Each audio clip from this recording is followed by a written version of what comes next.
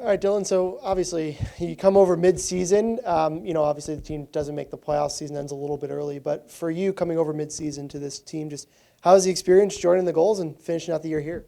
Yeah, it's been awesome. Obviously, a breath of fresh air there, and kind of felt like a little bit of a fresh start for me. Obviously, later in the year, but no, I enjoyed my experience here. Obviously made some relationships that'll last a lifetime, and had a great time playing in front of the fans, and had a great time living in San Diego for sure. You talk about that breath of fresh air when you came here. Just what was this opportunity like for you, and how's it maybe different than what you were experiencing in the past? Yeah, it was nice. Obviously, caught us all a little bit by surprise there, but yeah, it just kind of rejuvenating, I guess would be the word. I think obviously wasn't having the greatest year or up to my standards, I guess you can say, up in Rockford there. So I guess it was a chance to kind of prove myself again in front of new faces and new teammates and coaching staff. So I enjoyed that experience there and kind of gelling with the guys for the last 15 games or whatever it was that I was here. So like I said, had a great time and great experience. And you had the opportunity late in the season here to play for Roy in his final year. What kind of connection were you able to make with him, and how much did it mean to you to get that opportunity?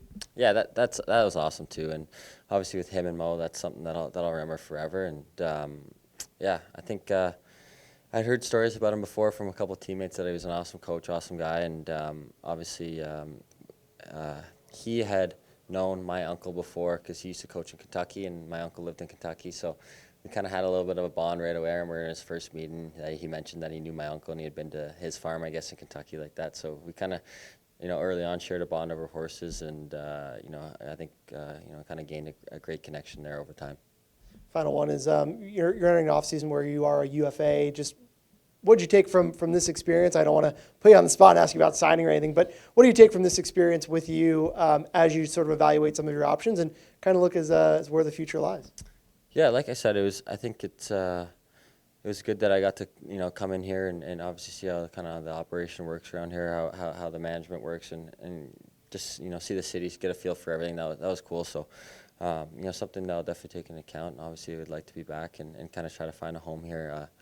It's when you get a little bit older, I guess, when you get those 1-year deals and stuff like that, you're bouncing around a lot, and you get to kind of see different organizations and different cities, which is cool. But I think it's time maybe I find a home. So we'll see what happens. The fan base here, getting a chance to really experience it. Had you heard about the reputation of Pechanga Arena before, and did it live up to the expectation maybe that you had? Honestly, never. Just playing here last year. I remember our first time out in San Diego, being on Colorado. I didn't really know what to expect. Wasn't really expecting much, to be honest. Just hockey in California. Never the biggest thing, but definitely blown away. I remember the first game, guys were saying how busy and packed it was, and we were pleasantly surprised. And yeah, once again this year, I think, like you said, not the greatest year, and not a year that we're all really proud of, but to still kind of see the fans out there every night and putting on a strong face and coming out and supporting us even during the fan events and stuff like that, it goes a long way for us. So hopefully that from here back next year that we'll have a stronger year and put on a show for them. And then one more question about Roy. When the year is not going the way that you want it to go, what is his demeanor? How does he kind of help a team kind of get through when things just aren't working the way they're supposed to be working? Yeah, it's tough, but when we first got here, or when I first got traded here, we went on a 4-game winning streak, and I thought that everything was good and golden here. So it was a little bit of a different experience for me at the start, but obviously saw that a little bit later on. But yeah, he was great.